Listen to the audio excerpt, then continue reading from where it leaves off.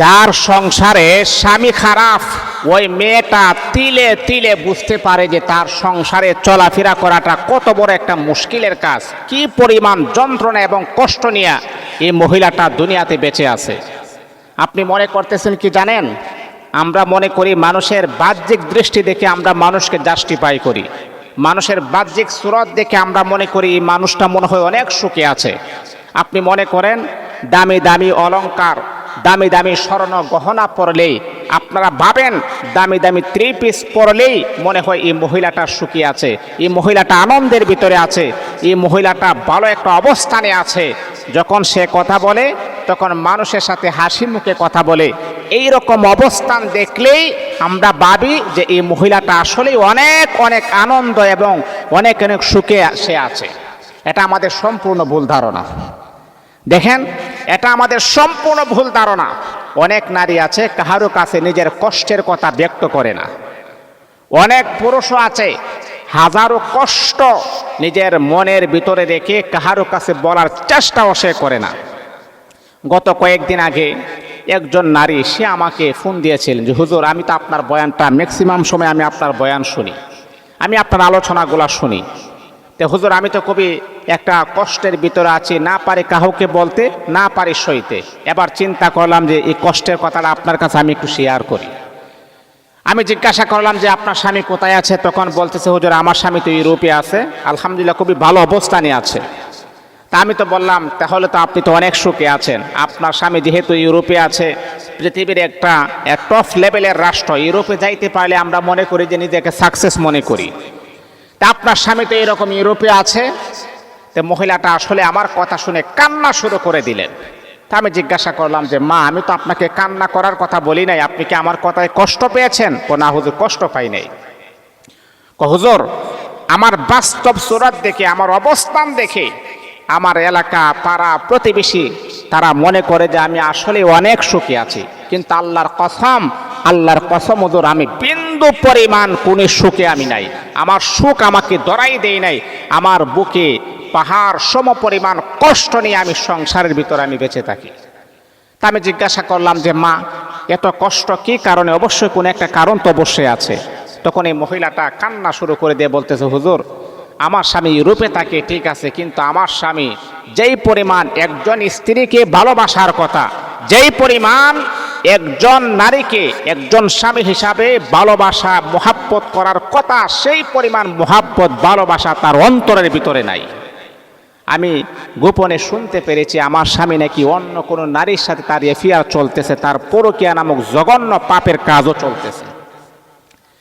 তাহলে বাবা আমি আপনাদেরকে বলি, শোনেন, একজন নারী দামি গহনা শাড়ি এবং কি আপনি যদি অট্টালিকার ভিতরে যদি তাকে থাকতে দেন, কিন্তু তার প্রিয় মানুষ যাকে নিয়ে সে স্বপ্ন দেখে, যাকে নিয়ে বাঁচার আকুতি মিনতি যার থাকে, তার প্রিয় মানুষটা যদি অন্যর সাথে রং তামাশা করে, ওই মানুষটা এই মানুষটা দামি গহনা পরার পরেও সে একইবারে অসুখে, সে একইবারে জাহান্নামের ভিতরে আছে। একজন নারী সব সহ্য করতে পারে, কিন্তু স্বামীর বাঘ এই নারীটা কখনো স্বচক্ষে দেখতেও পারে না, সহ্য করতেও পারে না। এই জন্যে বাবা আপনারা ভাবতেছেন কি জানেন, যে বাস্তব দৃশ্য দেখে আপনারা মানুষকে অনুমান করেন যে সে মনে হয় অনেক সুখী আছে। অনেক টপ লেভেলের ধনী ব্যক্তি আছে যে সে আসলে বুক ভরা কষ্টের ভিতরে দিনকাল অতিবাহিত করতেছে। এই আল্লাহ পাক রব্বুল আলামিনের বান্দা বান্দী আপনি শোনেন, আল্লাহ পাক রব্বুল আলামিন বলে পৃথিবীর মানুষেরা টাকা পয়সা ধন সম্পদ দেখে কখনো তুমি আফসোস করবা না, কখনো তুমি তাদের সম্পদ দেখে আফসোস করবা না। আল্লাহ পাক রব্বুল আলামিন আপনাকে যে অবস্থায় রেখেছেন সে অবস্থায় আপনি মালিকের শুকরিয়া আদায় করবেন। আল্লাহ তুমি আমাকে যে অবস্থায় রেখেছো আলহামদুলিল্লাহ। বড় লোকের বিল্ডিং দেখে আফসোস করবা না। এই আল্লাহ পাক রব্বুল আলামিনের বান্দা ধনী ব্যক্তিদের ব্যাংক ব্যালেন্স দেখে কখনো আপনি আফসোস করবেন না, মালিকের শুকরিয়া আদায় করবেন। বন্ধুরে আমার, আল্লাহ পাক রব্বুল আলামিনের যে হালতে আপনি আছেন সেই হালতে যদি মালিকের শুকরিয়া আদায় করতে পারেন, আমার মালিক আপনার ধন দৌলতের ভিতরে বারাকা দান করে দিবে।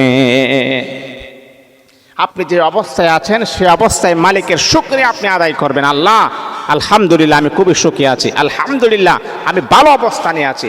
আপনি যে অবস্থায় আছেন মালিকের শুকরিয়া আপনি আদায় করবেন। অন্যের অট্টালিকা দেখে অন্যের ছেলে বিদেশে আছে এই দেখে আপনি আফসোস করার কোনো প্রয়োজন নাই। আপনি যে অবস্থায় আছেন সেই অবস্থায় মালিকের শুকরিয়াটা আপনি আদায় করবেন। আল্লাহ আমাকে আলহামদুলিল্লাহ আপনি ভালো রেখেছেন, আলহামদুলিল্লাহ আপনি আমাকে ভালো রেখেছেন। হিংসা করে কোনো লাভ নাই।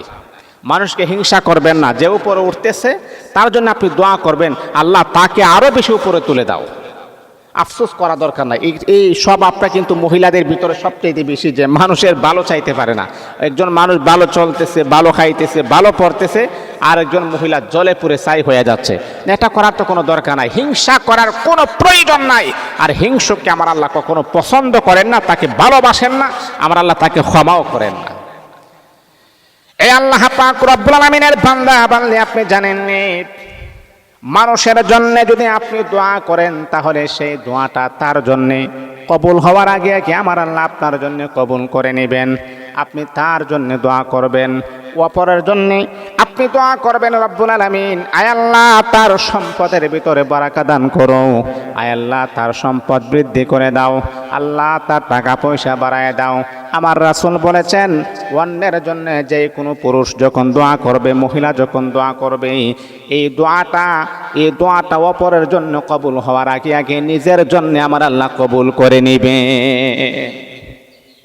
আপনি অপরের জন্য দোয়া করবেন, সেটা আপনার জন্য কবুল হবে। এই জন্যে আমি আপনাদেরকে বলবো যে বাবা, আসলে অনেক নারী আছে বুক ভরা কষ্ট নিয়ে তারা পৃথিবীতে বেঁচে আছেন। আমি আমার পুরুষ ভাইদেরকে বলবো, আপনি বিবাহ করেছেন, আপনি সব চাইতে বেশি পায়ে রুটি দিতে হবে আপনার স্ত্রীকে।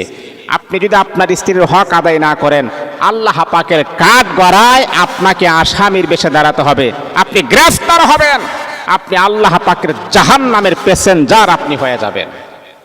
অনেক পুরুষ আছে নিজের ঘরে এত সুন্দর স্মার্ট স্ত্রী থাকার পরও অন্য নারীর সাথে তার পরকীয়া লিপ্ত আছে না এরকম পুরুষ? আবার অনেক নারী আছে নিজের ঘরে এত সুন্দর সুঠাম দেহের এত সুন্দর স্বামী থাকার পরেও অন্য একটা পুরুষের সাথে তার এফেয়ার চলতেছে। মা, মনে রাখতে হবে, যারা পরকীয়া করে তারা কখনো মনের দিক দিয়ে সুখী হতে পারে না। যেই ঘরের ভিতরে পরকীয়া হয় সেই ঘরের ভিতরে আল্লাহ পাকের লানত আসে, আল্লাহ পাকের গজব আসে, আল্লাহ পাকের অভিশাপ চলে আসে। সেই ঘরের ভিতরে কখনো শান্তি নামক মহা দৌলত আমার আল্লাহ সেই ঘরের ভিতরে দান করেন না। এই জন্য আপনি যদি চান যে আপনার ঘরের ভিতরে রহমত আসুক, আপনার ঘরের ভিতরে আল্লাহ প্রদত্ত নিয়ামত ঢুকুক, তাহলে এই পরকীয়া নামক জঘন্য পাপ থেকে অবশ্যই আমাদেরকে পরিহার করে ভালো কাজের দিকে আমাদেরকে ধাবিত হতে হবে ইনশাআল্লাহ।